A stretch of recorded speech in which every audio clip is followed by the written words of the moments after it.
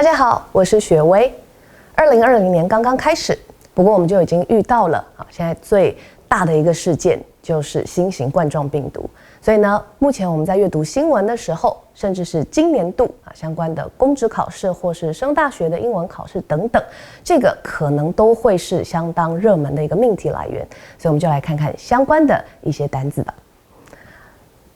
首先，我们来看到这个最新型的冠状病毒呢，在媒体上面目前都很常将它叫做2019 nCoV， 而这个 nCoV 它的原本其实是这样子的，它是个缩写，它全名叫做2019 Novel Coronavirus。这里的 novel 呢是指新型的，所以呢这个 n 并不是 new， 而是 novel， 在这里不是小说，而是新型的 coronavirus。这所谓的 corona 是指冠状的，那 virus 当然就是病毒。不过呢，其实就在非常最近，世界卫生组织已经将它证明为这个名字了COVID-19 那这个呢念法目前大家可能因为才刚刚证明或许是将它念成COVID-19， 而这里的 CO 指的就是 corona 冠状的，而这里的 VI 指的是 virus 病毒。那这个 D 又是什么呢？ D 就是疾病 disease 那个字，所以是冠状病毒的一种病。那么19应该就是指2019年的时候发生所以这个是目前新闻几乎天天都会看到的一个词汇。那么呢，相关的一些字，比方说像这个冠状病毒的爆发这个爆发叫outbreak， 这是一个名词，所以我们会看到说 the outbreak of coronavirus 就会是冠状病毒的爆发。那么这个字呢，如果我们从 out 跟 break 中间将它拆开，然后交换顺序之后，它就会变成动词片语 break out 爆发。好，再过来我们看到第二个病毒性肺炎，就是这一次冠状病毒会造成的症状，对不对？那么病毒 virus 的形容词就是它 viral， 而肺炎叫做 pneumonia， 请小心字首的 P 是不发音的。再来我们看第三个，因为呢它是一种传染病，所以才导致人心惶惶，而传染性的就叫做 infectious， 那么疾病 disease， 所以合起来 infectious disease。 再过来感染这样子的一个状况就是我们现在看到 infectious 的名词就叫 infection， 所以在从中我们会看到里头 infect 这个动词，所以这几个字呢都长得很像，只是词性不一样，那意思都叫做感染。再过来呢，第五个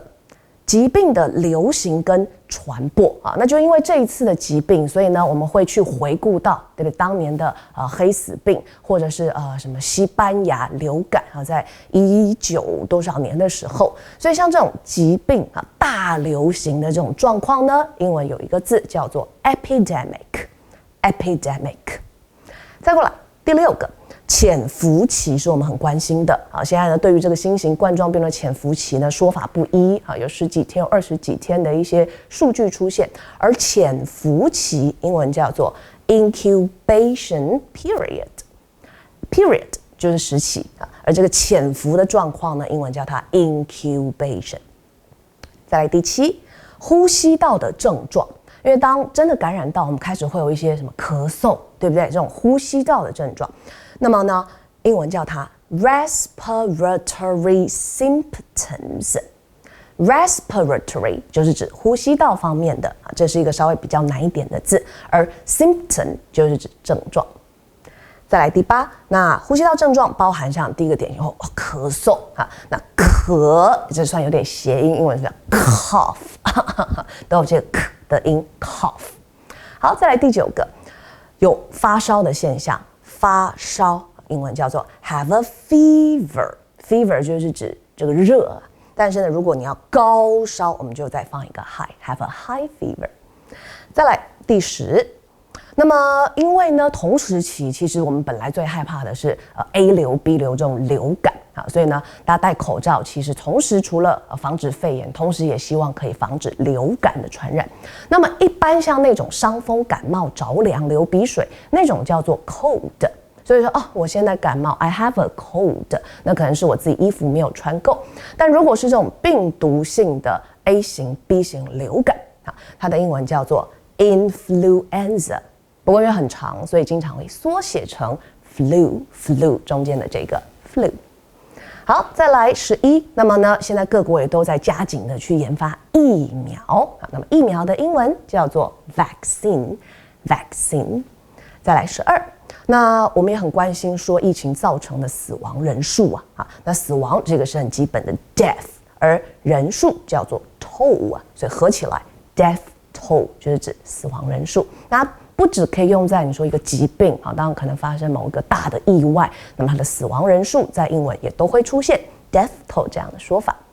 再来第13，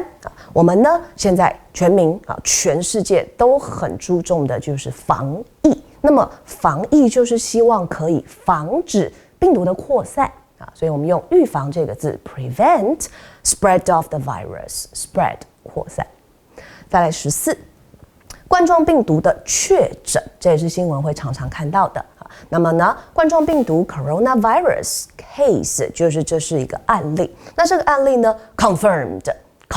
就是确认，所以看到这样就是又有确诊状况，或者是说呢，一个人他被诊断出带有这样子的病毒，那么诊断也是一个很重要常用的字，叫做 diagnose。所以呢，人被诊断出了冠状病毒，那么就会用这样子的被动 be diagnosed with coronavirus。 好，再过来15。那么旅游的警告会不断的可能增加，那么 travel warning 也会很常在媒体上见到。